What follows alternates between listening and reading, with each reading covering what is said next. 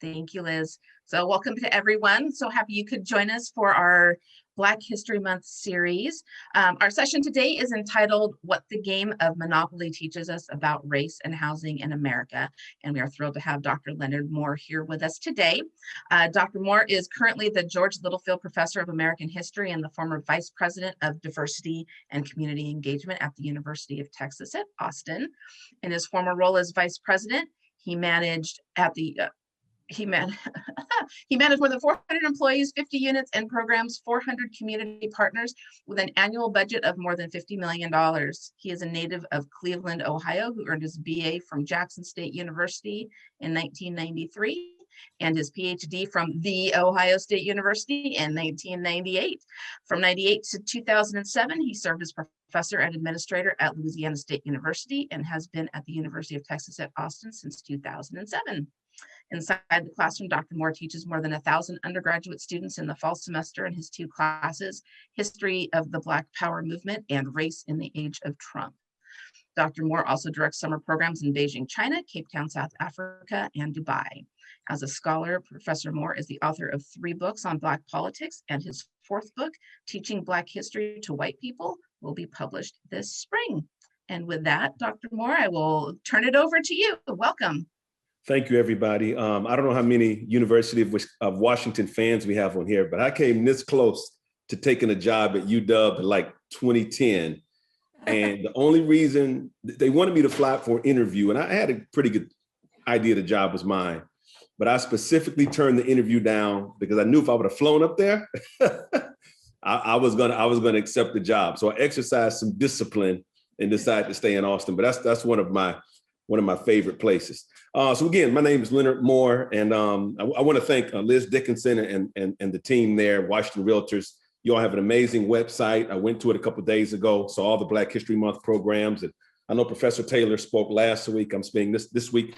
So you all have just a great lineup, and I want to thank you all. And that's your organization should be applauded for that. So I want to thank you all for being proactive and not being reactive. So I'm a little different than Professor Taylor. He's kind of a traditional, old school. He was a mentor of mine, although I never met him. You know what I mean? There aren't too many of us who teach African-American history, and he has a long and distinguished career.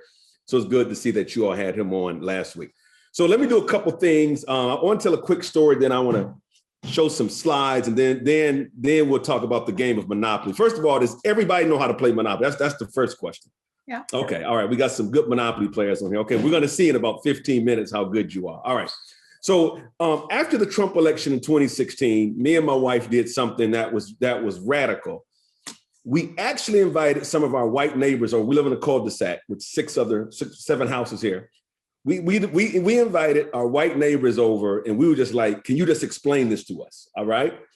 And what it opened to me was what it revealed to me is that although we lived in the same cul-de-sac, our kids went to the same schools, we cheered for the same teams, it just became clear to me in just this 2-hour conversation that we lived in totally different worlds, completely different worlds. And so when I over the last year or so, I've been telling people the reason why there's a racial divide is because we rarely get another perspective, okay? We rarely get another perspective. And that night, so I'm talking to my neighbors, and she said, well, Leonard, I voted for Trump because I believe, he'll appoint judges who will uphold Christian principles. Another neighbor said, Leonard, I'm an entrepreneur. I voted for Trump because I think he'll be good for business. And that discussion was very, very helpful for me. Does that make sense? Because although I disagree where they ended up, I understood how they got there. Does that make sense? And so sometimes I tell my white neighbors and colleagues, you may not understand Black Lives Matter, but if you sit down and talk to a Black person, you will understand why that movement is significant for a lot of us. And I just don't think we have nearly enough conversation in many ways across racial lines. So let me do this. I'm going to show you about some slides. We'll go through them quick, and then we'll get to this Monopoly, please. Let me see if I can do this share screen right. I'm like Liz. I am very tech challenged, but we're gonna see if it works. All right. All right. Can you all see that? Can you all see that slide there? Yeah. All right. So I'm gonna do one other thing and hope I don't mess it up, and then we'll just run through them. Okay. All right, so before we talk about the game Monopoly, I want us to understand, I'm gonna put this in the context of race and housing, okay? We all know after World War II, there's a big housing boom. Home ownership in many ways becomes available for the large majority of Americans. A lot of working class people were never able to buy a house, but with World War II and the home loan programs for veterans and loan programs for other people, home ownership becomes sort of a possibility. All right. This is the model suburb. Y'all know this is in Levittown. I'm sure you all have heard of this. This is the Northeast, one of the first master plan large communities, 1957. This is highway construction. I always ask my students all the time, understand if you're going to have open up the suburbs to home ownership, you have to have a way for motorists to get there. And as you see, I'm not sure what city this is in, but this is a highway built as a part of the Interstate Highway Act signed by Dwight Eisenhower. And you see the interstate system, which allows people to live in the suburbs, but also work in the city. One thing they don't talk about when we talk about the development of suburbs and the construction of highways is this is Indianapolis. And you can imagine, you understand that America, and a lot of things in America are driven by race. So when they decided to build these freeways, guess what they did? They destroyed long-standing African-American communities. And this is one in Indianapolis. You see it in St. Louis, you would see it in New Orleans, you saw it in Detroit, Chicago, Cleveland. They basically took a bulldozer and went straight through African-American communities as they were building these interstates. And understand what that does, it displaces African-Americans, which of course also leads to a loss of a sense of community. All right, next one, here we go. So check this out. I love this ad because it's veterans, it is targeting veterans. And many of us know that with the loan program for veterans, they were able to basically get a house with very little down, right? Sometimes $1 down, they could write their signature or something like that and get a house. And so in many ways, this building boom, that VA loan program and the FHA loan program allow working class white people to own a home for the first time. And this is significant. However, we all know that these loan programs and other were not really available to African-American homeowners. Now, anybody have any idea what state this sign is from? Anybody have to take a stab at it? And I said, it is not Mississippi or Louisiana or Texas. So let me take those 3 states out. Anybody got any idea? Is that New York? It's California, liberal California, all right? So even as people are moving out to the suburbs, you would see places like this where white homeowners are making it clear that they only want white tenants in their community. Another thing that kept Black people out of suburbs and out of areas, you see, I'm sure you all know what this is. This is a redlining map from, I think this is Chicago. They have about 250 maps online now from different cities across America. And you know how bank redlining worked. If you live within the red area, you were automatically denied a home loan. And to the left of this, you see sort of the key. Green meant best, B still desirable, C definitely declining, and D was hazardous. So these maps were put in place by the Homeowners Loan Corporation, again, as a way to keep African Americans out of white areas. Now, I'm sure Professor Taylor talked about this as well. This is a sign of a restrictive covenant, right? Some of the properties African Americans wanted to buy had covenants attached to them, which were legal deeds. And this one said the property couldn't be resold, conveyed, leased, rented, or occupied or acquired to any person, quote, of Negro blood, right? And also, notice also what it says. It says, or the Semitic race, all right? So bringing Jews, and at the bottom they're more specific, Armenians, Jews, Hebrews, Persians, or Syrians. Now, depending on where you lived in the country, the one thing that was going to be clear was Negroes are going to be on there. But depending on where you live, it may say Italians, it may say some other European ethnic group. But again, these were in the deeds of homes. So we call these restrictive covenants. All right. Now look at this right here. This is in, I believe this is in Washington, D.C., or maybe, this is in Seattle. No, this is Washington, D.C. It said the largest restricted white community in Washington invites your attention to the decision of the U.S. Supreme Court. All right. And so what they are obviously targeting white buyers, and they are letting them know, if you buy here, you will not have to worry about integration at all. Everything is right here.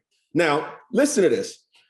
Now, not only did redlining and banking policies keep Black folk out of white neighborhoods, but you also have violence and intimidation.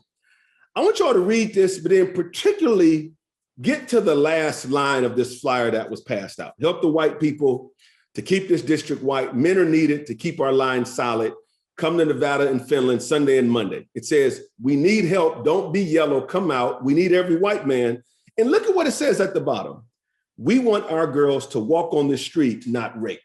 All right. So there's a whole lot just in this poster that people or flyer that people were passing around because they felt that with residential integration, that white women and white girls specifically would get raped by African-American men and boys. All right, let's keep going. Now, this is a riot in Levittown, August 1957. The first African-American family moved into all-white Levittown in August 1957, and they were met by a mob of people. And again, this is not in the South, this is in the Northeast. And so this idea of violence and intimidation is very real. They wanted to keep their neighborhoods white, and they saw African-American homeowners. They felt that African-American homeowners would bring in crime, they would bring in laziness, and they would also, of course, drive down the value of their property, all right? So when African-Americans were unable to move to the suburban areas or move to other areas of the city, what happens is that these large Black communities become ghettos overnight.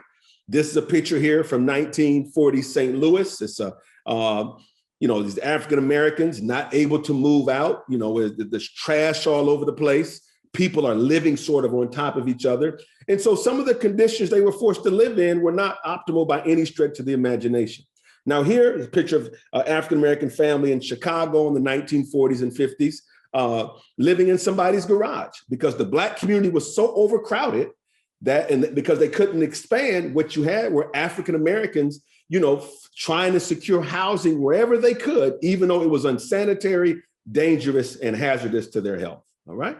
Now, anybody know what that is right there? That's the largest housing project in the United States. It was Pruitt Ego, it's torn down now, and that was St. Louis, Missouri. So when African-Americans are unable to move out of the city, the Black community becomes so overcrowded that politicians have to come up with a way to adequately house, in many ways, African-American families. And so if you look at this, how can any sociologist or any urban planner or any person who has some kind of expertise in child development, how can you expect a housing project like this, right, to be optimal for people to develop and for people to have healthy lives? And what we saw these housing projects all over the place. And I think somebody was saying they went to Comiskey Park and went on the South Side. Well, if you'd done that 15, 20 years ago, you would have saw the Robert Taylor homes, a very pretty much just as big as Pruitt Ego, but on the South Side of Chicago is about 30 identical 20-story housing projects right next to each other. And so this was sort of their solution. All right, so any questions at all before we shift to monopoly? Any questions at all before we shift to monopoly? Now, I want to just give you all this and just give you a visual that this fight for fair housing and equal housing is very complex. It's complicated and it's very nuanced. All right, so here we go.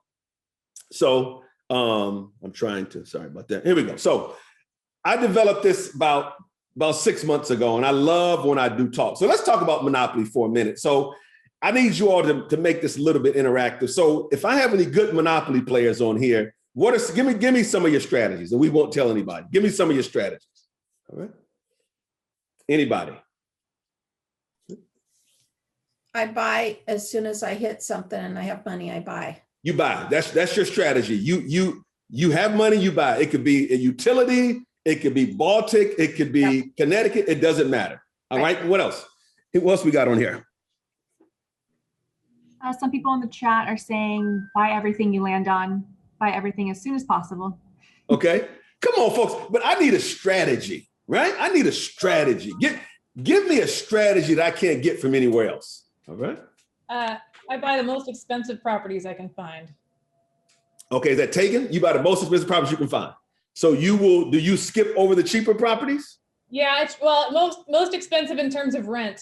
Okay, in terms of rent. Okay, all right. What else we got? I buy all of the properties on the first row and build hotels. Okay. So you want the purples and the light blues. Is that it? Yeah, the little brown ones and the light blues. And eventually, as long as you have the monopoly on those ones, then every time they hit go, they give you their money. Okay, so that's your strategy. Okay. All right. Anybody else? We'll take two more. Mortgage as soon as possible. What'd you say? Mortgage as soon as possible so you have more money to buy other properties. Okay, Kayoko, you will mortgage other properties to invest in other ones. Awesome. Okay. Who else we got? I think if I remember correctly, I normally buy the orange ones and or the red ones or the orange ones, because they seem to be the most significant ones, or they're landed on the most or something like that. Jason, you are absolutely right. The oranges, like Tennessee, New York, right? That the orange right by free parking. That is the most landed on set of properties during the game. Now, does anybody have any idea what individual property gets landed on the most? You might want to take a stab at it. I'll give you a clue. It's named after a state. Pennsylvania Avenue. Okay, not Pennsylvania. Illinois. It's either, thank you, it's Illinois or Indiana. They typically run 1-2. Now, in terms of individual property, but in terms of set, Jason is right, the Browns. But here's a strategy I want to give you. You can't tell anybody, all right? What I do when I play, I mortgage any and everything to get all 4 railroads. Because here's the thing, if I get all 4 railroads, it is impossible for me to lose the game. Possible. I will never go bankrupt if I got all 4 railroads. All 4. So if you think about that, I don't know if you have any math people on here. If I have all 4 railroads, right? No matter what part of the board you're on, you may have to come out of $200. And understand that's the only property where people can hit you multiple times going around the property, right? So whatever you do, all the railroads. I will give up a set of properties to get all the railroads. And people think I'm crazy. I'll be like, no, if I was a gambler, I'd take everybody's money. All right, so most of us play a traditional game of Monopoly. In the hood, sometimes we have some different rules. When I used to play with my boys in Cleveland, they would have these rules like double and triple hotels. I'm like, man, that ain't in the rule book, all right? But anyway, different cultures have different rules. But we're gonna do something different, okay? We're gonna show you how the game of Monopoly explains race and housing in America. And when many of us play Monopoly, everybody gets $1,500. You pick a piece, the shoe, the car, the man on the horse, the thimble, the wheelbarrow, you pick a piece, right? The iron, things of the dog, all right? And then you basically roll, and the object of the game is to buy property, build on that property, make deals with the goal of bankrupting your opponent and winning the game. Am I right? Did I get those rules right? All right, so here we go. So we're gonna give you this new set of rules that I developed that shows how Monopoly explains race in America. Here we go. So first off, we're gonna sit down and play Monopoly, but we're gonna give the Black participants a different set of rules. The biggest difference is that Black participants are only able to purchase property once they roll the dice for the 20th time. Everybody else can roll. Everybody else, like somebody said, Kyle said, whatever I land on, I'm a buy. Everybody else can buy at the beginning of the game, but the Black person, it's like, no, you can't buy property until you roll for the 20th time. Now let's keep going. Let's start right there. If I can't buy property until I roll for the 20th time, I'm sitting at the table, I'm qualified to be there, I have a strategy I'm gonna implement, because I heard this crazy professor from Texas say, buy all the railroads, and I heard this realtor from Washington say, mortgage whatever you got to mortgage to build on other stuff. So I'm ready, I'm sitting down, Jason, I'm ready to play the game, I got my strategy in my back pocket, I'm playing with Tonya, I'm playing with Liz, I'm playing with Patty, and I'm ready. But then you tell me you can't buy any property until you roll the dice for the 20th time. All right? I still got my strategy because I'm confident. I went to college, I got some know-how, I know there are gonna be some barriers there. I understand I'm gonna deal with racism, so now I'm ready. Now I'm about to roll for the 20th time, but guess what? what has happened to all the property? It's gone. The property is gone, all right? The property is all gone. Now Liz walks up, she comes in the house, she looks at the game. All the white people got money. Leonard, how come you don't have any money and property? And I'm like, Liz, the rules were different from me. She says, Leonard, no, they weren't. You were sitting there. You're just lazy. You're just shiftless. You don't want to work. You want to blame the white man. And it's like, no, I wanted to participate. They wouldn't let me. Now let's fast forward 2 hours. We're getting tired of playing that game. And what we're going to do now, we're going to have our children take our place. And so I get up. My daughter Lauren comes and sits down for me. Tonya gets up, her son sits down, all right? Kyoko gets up, her daughter sits down. And what we say is, when your son or daughter take your place, of course, you can give them your money and your property. And so now my daughter's sitting there with no money and no property, and she's struggling to do anything. And when people say, well, how come you don't have any property or any money? Everybody else does. She said, because the game is racist. They discriminated against me. But then the other kids say, I had nothing to do with that. And Lauren is like, well, y'all discriminated against my dad and my mom. So as a result, now I don't have anything. And they say, that happened a long time ago. Right? And so let's say my daughter is able to buy a couple pieces of property. But you all are in the real estate industry, you know how this works. Check this out. But here go the rules when we try to mortgage property. The monopoly rules say when you sell houses and hotels back, you get 50% of the value. But if you're Black, 25% of the value. Negroes who mortgage a property should only get 50% of the printed mortgage value. Negroes who mortgage property may reacquire the property by paying the listed value plus 30%. So we call that the Black tax. All right? So this is what leads in many ways to, I tell people, African-American frustration. It's because people are quick to say that happened a long time ago. When me and my wife first bought our house in Baton Rouge, Louisiana in 2000, I think we were trying to scrounge up money for a down payment. And the mortgage officer said something that completely blew me away. She said, now you can get your down payment from anybody. It can be a gift. Maybe your parents will give you some money. Parents? My parents spent everything they had putting me and my sisters through college. I never knew there was such a deal where parents would give their kids $50,000, $100,000, $200,000 to get a house. But now I understand it. The homes in our neighborhood where I live range from $500,000 to $800,000.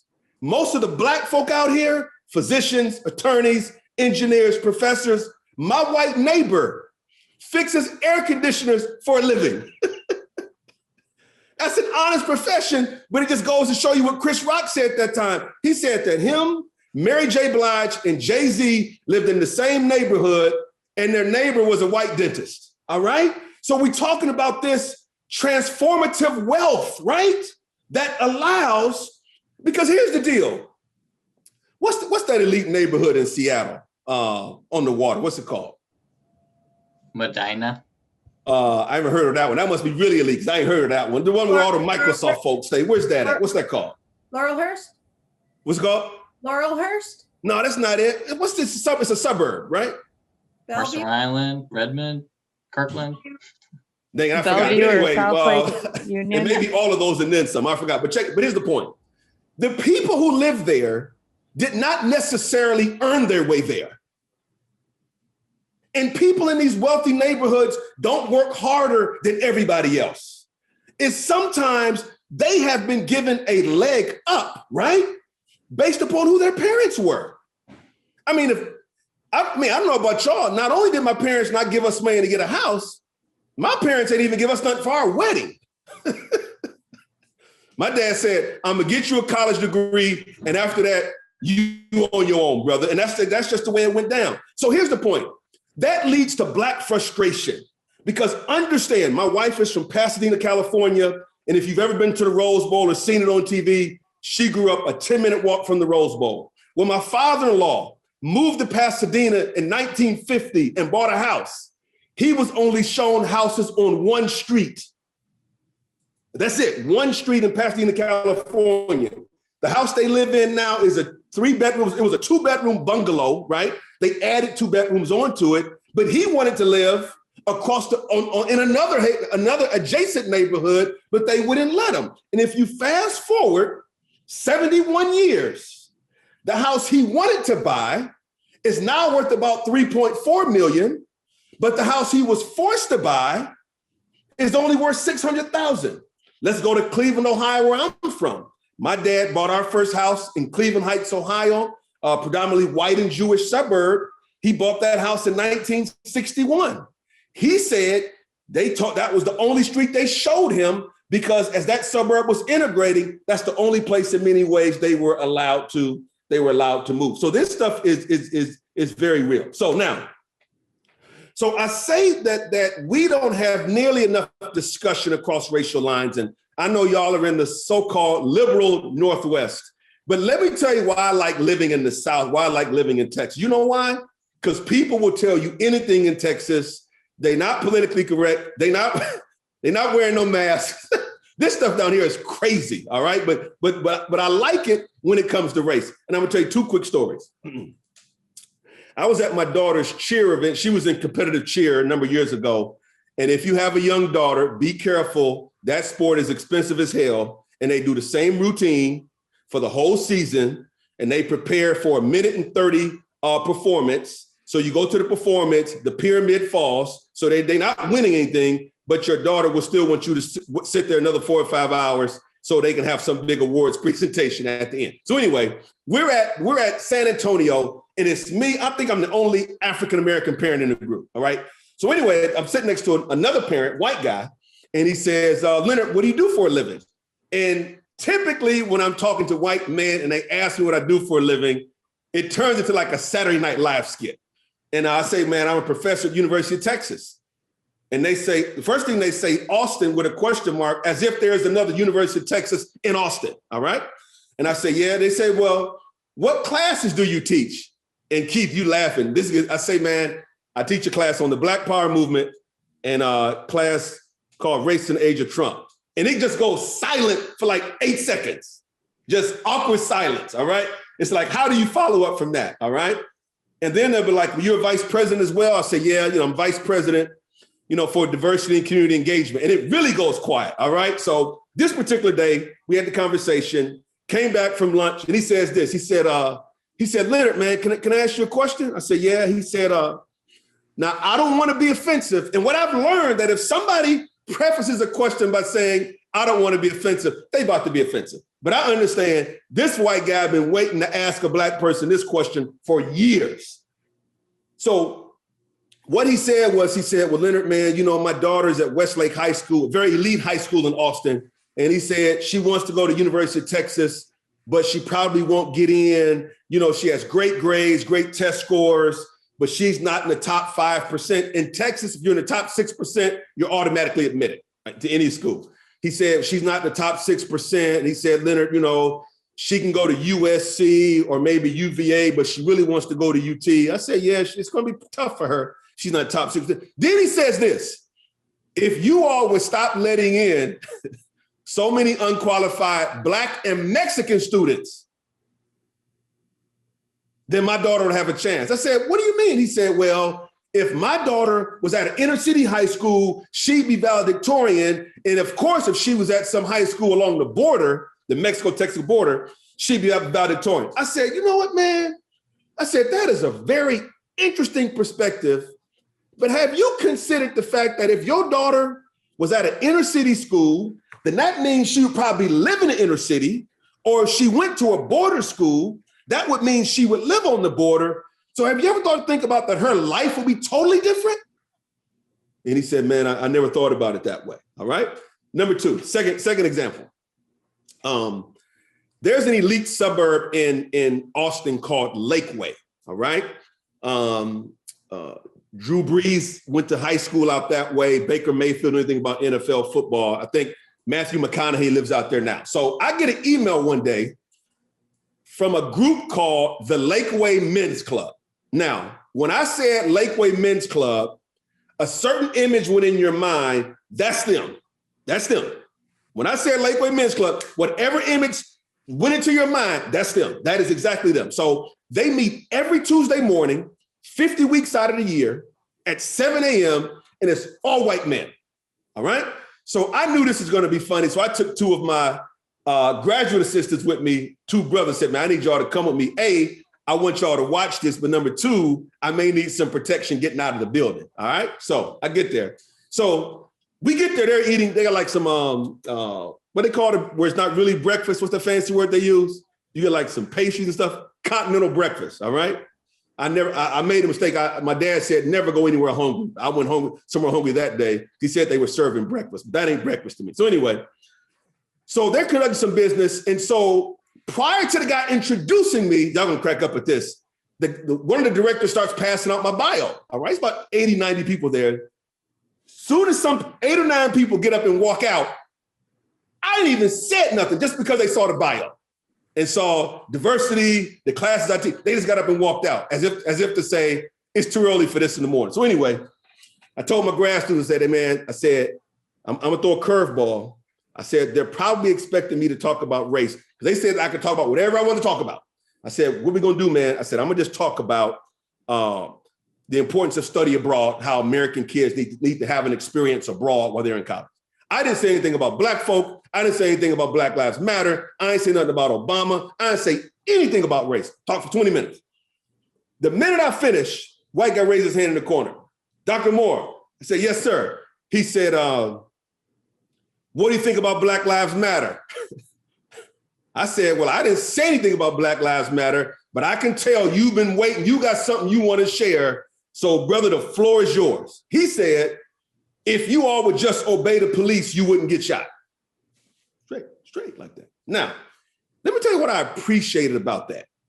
Because when people come at you like that, you now can have an open and honest conversation. And here's what I told him.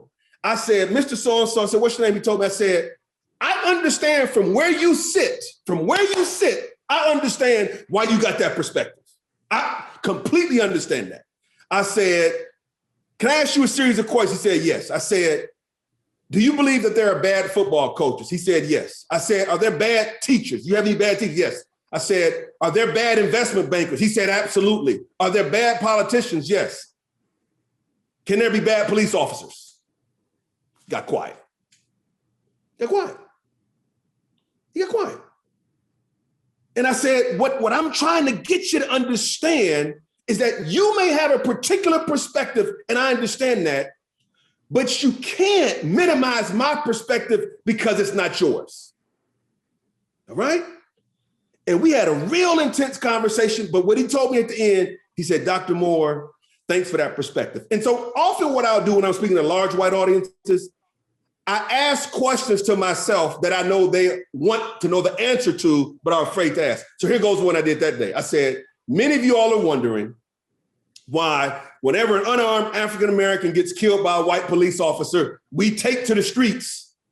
But in South Dallas and in LA and Chicago and Detroit, Black people killing Black people every single day. I said, how many of y'all have ever wondered that? All their hands go up. I said, I know y'all want to know. I said, here is the answer. Here we go. If a Black boy, teenager gets killed on the east side of Cleveland, pretty much within 48 hours, the person who killed him will be in jail. I said, as it relates to the police brutality and the police killing, say, hear me, the Black community has never asked for a rush to judgment. We want the police officer to have his or her day in court. We want them to be able to tell a jury of their peers what was going through their mind and what their thought process was and how they were trained to react. But when you tell me we can't even get an indictment, that's the problem. And so when I start giving these, they be like, I never thought about it that way. And it's because we don't spend any time crossing racial lines. All right, let me take a couple questions before we move on. Y'all doing good? We all right? Y'all good? Y'all gonna look at Monopoly differently now, aren't y'all? All right. All right. All right, let me move on. Let me do a couple things and we'll go some question and answer. For whatever reason, I find myself talking to white conservative audiences all the time, and I love it. I'm a Black evangelical Christian, which is different than my white counterparts. It's different, so I can go to church with them and all that. But I love these environments. And I remember I was talking to one church, and the pastor said, and it was profound what he said. He said, Dr. Moore, he said, I just don't see all this racism Black people are talking about. He said, I grew up during the civil rights movement. We had the 1964, Civil Rights Bill passed that outlawed segregation, and the 1965 Voting Rights Act that gave Blacks the right to vote. He said, Dr. Moore, I may be ignorant, I just don't see it. And I appreciate him for sharing that perspective, because many white Americans do have this older framework that since all the laws have been passed, right, there is no more discrimination. So can I give you a quick example of institutional racism? Can I do that real quick? We'll do that real quick, all right? Because people say, well, Dr. Moore, I don't understand systemic racism and institutional racism. He said, y'all are just making up these terms, all right? I was like, well, I said, let me give you. So I'm gonna look at the death of George Floyd, and I'm gonna explain institutional racism, all right? I want y'all to get this, all right? So I'm gonna take you from step 1 to step 7, and let me know if it makes sense. So here we go, number 1. The police officer had no problem putting his knee on George Floyd's neck, all right, for more than 8 minutes, although it was in broad daylight in the summertime at a major intersection with people videoing with their cameras, all right? He had no problem with it because there was a culture within the Minneapolis Police Department that said he wouldn't get in trouble. That's step 1. Step 2, even after George Floyd slipped into unconsciousness at minute 4, the officer kept his knee on his neck. He slips into unconsciousness, still doesn't remove the knee. So step 2, that's the culture of the Minneapolis Police Department. Step 3, even after the paramedics arrived at minute 7 and like 40 seconds, he kept his knee on George Floyd's neck an additional 60 seconds, even after the paramedics arrived. That's step 3. Step 4, all 4 officers conspired to lie on the police report, all right? So steps 1 through 4, I want y'all to put that into the category. We're gonna say Minneapolis Police Department, and we're gonna circle that. Let's go to steps 5 and 6. Step 5, that evening, the Minneapolis District Attorney said, quote, there is other evidence beyond what you've seen on video that does not support an indictment at this time. Okay, that's step 5. Step 6, when the district attorney decided to indict, they were indicted on lesser charges like 3rd-degree manslaughter, something like that, lesser charge, okay? So steps 5 and 6, we're gonna circle that, the district attorney's office. And here we go, step 7, and you cannot make this stuff up. The medical examiner. When the medical examiner, place they call them coroners, issued the cause of death for George Floyd, he said the cause of death was cardiac arrest caused by heart disease and other stuff, and not asphyxiation, strangulation. The Floyd family had to get an independent medical examiner report who said, no, George Floyd died from asphyxiation, meaning circulation was cut off. So we're gonna circle the medical examiner. So when I see that, I see 3 separate institutes. Y'all watch Law and Order? Y'all any Law and Order fans on here? They talking about, one group prosecutes the case, the other one investigates. So here's what I see. The Minneapolis Police Department, the district attorney's office, and the medical examiner, 3 separate and distinct institutions, all conspired to protect one white police officer. That is what we call institutional racism, because it wasn't about the officer's name, it was about what the officer represented, and the system was doing any and everything it could to protect that officer. Now, here's the question. If that happens in liberal Minnesota, with a liberal governor, with a liberal mayor, with a Democratic DA, what's happening other places, okay? I want to give people that because they think that a lot of this stuff is just made up. All right, any questions at all before I give us a little, yes, sir, Jason. So I love the way that you have framed your illustration of the monopoly analogy and the George Floyd and institutional racism, which seem like two disparate topics within the race conversation. But I'd like to frame a question that kind of that connects the two even more so. So would you say that, so this is the way I see it, going back to your monopoly illustration, that it's been such an amount of time, a figurative 6 minutes that the knee of that was on George Floyd's neck. That's about the amount of time, the 6 minutes have passed, those years that have passed from the time that we've been unable to acquire the same amount of property, benefits, and, you know, and other amenities as Black people. That time has passed, and we have, as a people, become somewhat asphyxiated. So do you think that there's any litigation, legislation, political rhetoric, organizations that can resuscitate the Black, African-American, you know, and other disenfranchised peoples to be able to be on the same playing field, you know, as our counterparts? So Jason, I don't use the word reparations. People turn you off. I use the word remedies. A white guy told me to use that word. He said, Leonard, whatever you do, he said, don't mention Black Lives Matter. Don't mention critical race theory. Don't mention reparations. Use other terms. So I'm gonna use another term, all right? So here's what I would say. With the housing discrimination, we have evidence, right? The people are still living. And so think about my father-in-law. So my dad wanted to buy a house in Shaker Heights, Ohio, which was a step up economically. My father-in-law wanted to go a couple streets over in Pasadena.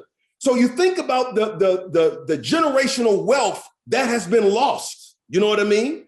And we all know that for most Americans, the wealth building comes through acquiring property. Here's something most people don't understand. And I tell my white conservative friends this. 1863. How many of y'all heard of the phrase 40 acres and a mule? Heard that phrase before? It's the name of Spike Lee's movie company, but there was legislation. So General Sherman, Union Army general, when he went through the South, destroyed Atlanta, Georgia, South Carolina, all that stuff. He met with the group, 1863, he met with a group of formerly enslaved folk. These are pastors. And he said, had a meeting, he said, what do you all want? Here's what they told him. They said, we don't want to live around white people. We don't think we'll ever get justice. We just want some land. And if you give us land, get out of our way. So hence 40 acres, every enslaved African was going to get 40 acres. And then they added a mule onto it in Virginia, South Carolina, North Carolina, and Georgia area. Lincoln gets killed during the end of the Civil War. Andrew Johnson comes in and he repeals the 40 acres and a mule. So I tell people, Black folk have never had a desire to be on welfare. They want to live in public housing. But it seems like whenever African Americans take those steps to do something for themselves, right, there are always restrictions put in place that don't allow. Check this out, and I'm gonna make a contemporary analogy. I was talking to the National Association of Realtors a couple months ago, and some of y'all know this stuff. I say that the experience of being a Black homeowner and selling your house is different than our white counterparts, all right? We don't have to be told that when you are selling a house to take all the Black pictures off the wall. We gotta be told that. To put all the ebony magazines away. I know I got some old school folks in here. And people are like, well, Dr. Moore, y'all did that? Of course we did it. Because we are taught, and people tell us that white people would not buy a house from an African American. And we also know that if we're getting a second mortgage or we're refinancing, when they come do the appraisal, don't be home. And people are like, well, Dr. Moore, yes, we do that. Even in 2021, we're doing that stuff, okay? And it just shows that we just live in, we live in different world. You can Google this article. There were some African-American families that said that, their house was getting appraised at much, at a much lower value than what it was because they felt the white appraiser was in many ways, discriminating against them, all right? But again, just show that we live in a different world. So Jason, my thing is with the remedies, those people are still living. They were paying taxes. And a lot of this stuff was state-sanctioned discrimination, particularly around housing discrimination. I really believe also we don't talk about the Jim Crow period nearly enough. We want to go back to slavery. We can just go to Jim Crow. I tell people in the state of Texas, Black people were effectively disenfranchised from 1881 to about 1970, 1965. All right. So, and what we're talking about is being locked out of the economy, not being able to participate in the economy. And it cracks me up when people say, well, Dr. Moore, that happened a long time ago. Well, generational wealth is real, because I know what I'll be able to leave my kids, right? But understand, a lot of us are really starting from scratch. All right. So let me give y'all 4 things y'all can do. And again, I thank y'all for being proactive, and then we'll take some questions. Number 1, you got to see color. All right. No more color blindness. And I like to give an example. Every year in my Trump class, I have about 500 students. I have about 7 or 8 women in there who are Muslim and they wear a hijab. All right. Should I not see that they are Muslim wearing a hijab in Texas? Should I not say, how are y'all doing? Should I not recognize my 40 students who are undocumented? Should I not see them for who they are and understand that their experience will be different? And so I tell people, I do not treat everybody the same, but I treat everybody fairly. All right. It's like when you're undocumented, whenever you get a text message or a phone call, in the back of your mind, you think somebody in your family has been deported, or whenever the lecture hall opens during the middle of a lecture, you're in class, you don't know if that's ICE coming to get you. And then you had to sit under all this rhetoric from a president who basically said you didn't even belong there, although you've been there your whole life. All right. So number 1, see color. Number 2, we got to admit our biases and stereotypes. And I'm guilty of this. For like the first 7, 8 years of my career, I stereotyped white girls with blonde hair. All right. I just did. I made an assumption. They come from money. They don't have to be in college. They are super privileged. They drive in a 3 Series BMW, and they're probably playing some exorbitant sorority member dues. All right. So what happened one day? I'm in my office at Texas. White girl walks in my office, and I just summed her up. Tegan, I'm looking at you because you've got to hit the prototype, all right? And so I summed her up the minute she walked in my office. I'm like, here we go again. She's spoiled, she rich, she gonna complain. You know what she told me in the course of that conversation? That her and her mom lived in a battered women's shelter for 2 years. And that when she came to the University of Texas, that was the first time she had a private room. That she was, in 2 years. But if you looked at her, and I said, I got to apologize because I just stereotyped you. She said, Dr. Moore, I don't like those sorority girls. And plus I can't afford it. All right. So we got to admit our bias and stereotypes. I was at a faculty senate meeting 3 years ago. Now I've been a professor 24 years. I got my PhD in 1998, 23 years. I went to a faculty senate meeting. It's about 150 faculty there, 2 Black, me and my colleague. And the basketball coach was there talking about what he does academically with young men on the team. Do you know, after the meeting was over, overheard one of my white colleagues say, he just pointed to me and he said, quote, ask him, he's an assistant basketball coach, talking about me. I said, damn, I am? All right. Another time, a good friend of mine was introducing me at an event on campus, and she said, and Dr. Moore played basketball in college. I said to myself, no, I didn't. But it's all these stereotypes, particularly around Black people at large white institutions, UW, Oregon State, Washington State, that you only went there because of your athletic ability. All right. So number 2, admit your bias stereotypes. Let me ask you a question. And I need y'all to be perfectly honest. If you all were hiring, let's say, an entry-level position, and you got 4 resumes, all identical. One from an Asian American girl, one from a Muslim sister from America, one from an African American, and one from a Mexican American. Who would you instinctively think to hire first? And let's be honest. Debbie, you can turn your mic on. Who would you hire first, Debbie? Debbie, go ahead, Debbie. I would take the 3 because the third one, the African American, because there's not enough African Americans in what I do. So okay. I want more. Let me reframe the question. Okay. Who would you think is the smartest of the four? If we just being honest. Come on, y'all getting politically correct. I just need y'all to be honest. The Asian girl. The Asian girl. Why? Because we have bought into this belief of the model minority, right? We think they are all good at math. Do you know how that stereotype really affects them on a college campus?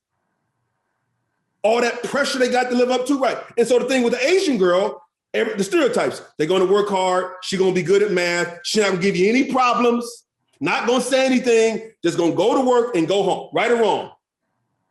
All right, now, okay, let's say the Asian girl turns it down. Who you going to next? You got Muslim, you got Black, and you got Latino.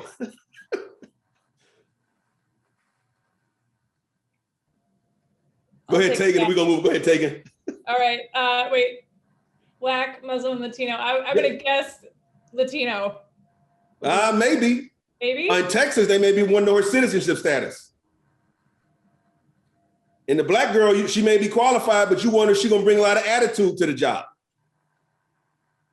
And the Muslim sister, you may want her, she may be qualified, but you want to know if she's gonna wear a hijab and if she's gonna have some, if her culture's gonna be a little different. Let me tell you what an elementary school principal told me 4 years ago in Austin, Texas. I said, I said, what are race relations like here? She said, well, Dr. Moore, we don't have any problem with Black students.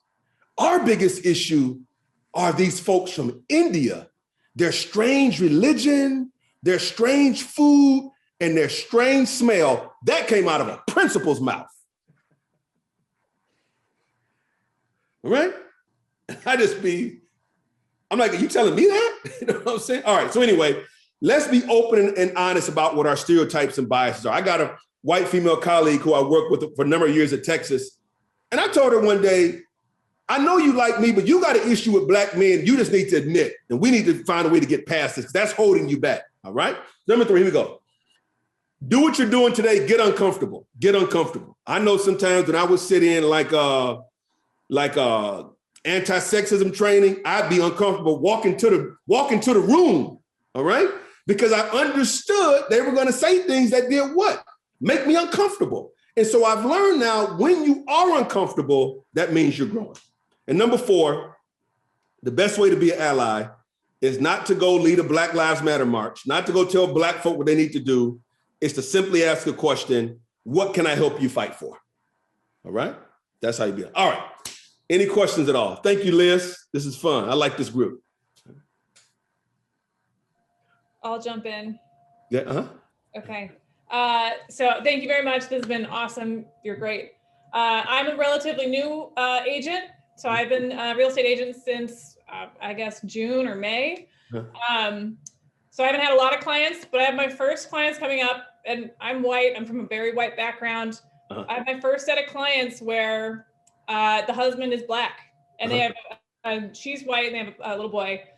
And we're not looking yet, but we're going to be. And I'm like, how do I advocate for them? Like, are there things that I wouldn't see being an issue that I should be looking out for them? That, you were talking about all these things that I don't know. Tegan, here's what I would do in that regard.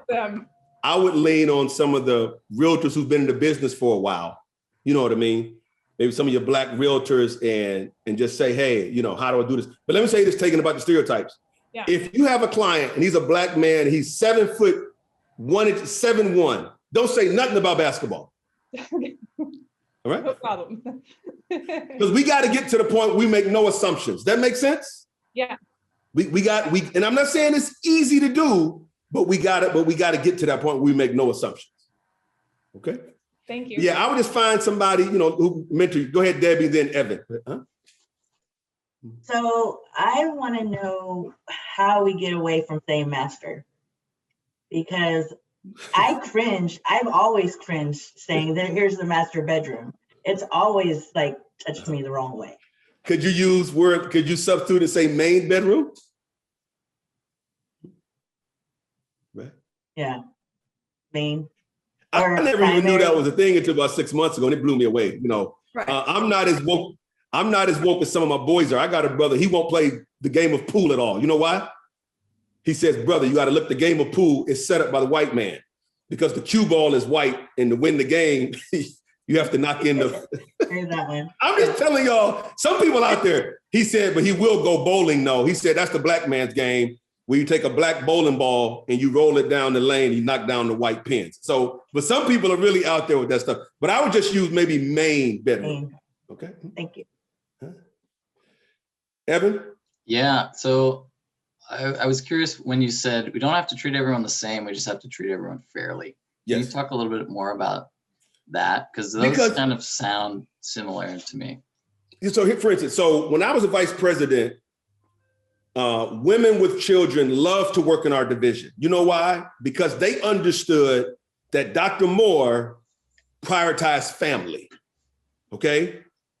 And my thing is I would tell them the office is gonna be fine. If you have a family issue, you go take care of the family issue. You know what I mean? If you need to leave early, need to come in later, you know what I mean? And it created a vibrant culture. And they said, Dr. Moore, you were the first male supervisor who ever made those kind of allowances for us. You know what I mean? And so Evan, it's not treated, we can't treat everybody the same. For instance, our communications, chief communications officer, she was 70 years old and she was dynamic. But because of her age, Evan, she would never get a competing offer from a corporation or let's say another university because of her age. But people 30 and 40 years younger than her, you know, got competing offers all the time. And we had a policy, if you got a competing offer from a peer institution, right, we would match it. So Michigan, Washington, Ohio State, we would match it. Because I knew that would never be her, guess what I did, Evan? I would just proactively give her large pay raises. And so that's what I mean by not treating everybody the same, but treating everybody fairly. Does that make sense? It does. It's kind of tricky when, you know, if you're talking about real estate, I mean, if there are people that come to you seeking your services, you kind of have to do the same thing for everyone, because there could be instances where someone of a different race or any kind of protected class, if you treat them differently, it could be seen as discrimination. Perhaps. But I mean, so I don't know much about your world. You know what I'm saying? You know, my world is a situation where I'm managing people. But right. I think if, you know, but different does not equate discrimination. It's true. Okay. Yeah. But thank you for that question, man. All right. Anybody else? Yeah. Oh, am I okay to talk? Mm-hmm.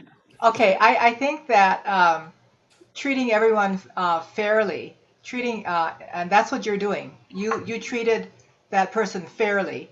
And as a real estate broker who's been in the, I've had 40 some years now, I just treat everybody the same from the very, very beginning. And now that I teach fair housing too, you know, I've been through a lot of this, and I'm really have to say, Washington Realtors, this is really a great thing to be bringing this type of discussion out into the open, where I know, because I've been a part of Washington Realtors for over 25 years, mm-hmm. and I know that in the very beginning, nothing like this would ever come to fruition.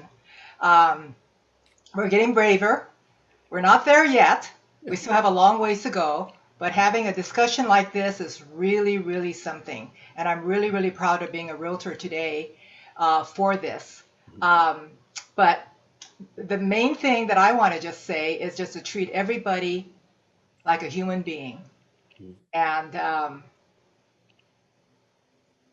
think good things will come. Thank you. And I tell people, it's all about, you know, showing people different perspectives. I never tell anybody who to vote for. You know, every semester I get white students telling me, Dr. Moore, my parents don't want me taking your class. I say, why not? They said, well, they don't want me to come home a liberal. I'm like, what? All right. But anyway, but it's all about giving other perspectives. Cool? All right. Well, folks, this has been fun. Thank you all so much. Thank you so much. One question. Yep. May I share your Monopoly graphic giving you credit on Facebook? And also, are your books? Please don't put it on social media for me. Please don't do that. Please don't put it on social media yet for me, okay? Perfect. Thank you. And are your books or articles available for follow-up reading? Yep, you can go to Amazon. Okay. Yep, go to Amazon. Okay, well, it's been great. Thank you so much, Dr. Moore. Thank you all. I appreciate it. Thank you. Thanks a lot. You time. All right, thank you, everybody. Take care. Hey, Liz, Bye. will this recording be made available to the participants? Yeah. You're muted. You just muted yourself. Okay, there we go. Yes, we're recording it and we will have it available to everybody that participated, and we'll put it out on the website for membership as well. Okay, perfect. Thank you. All right, thank you. Bye, everybody.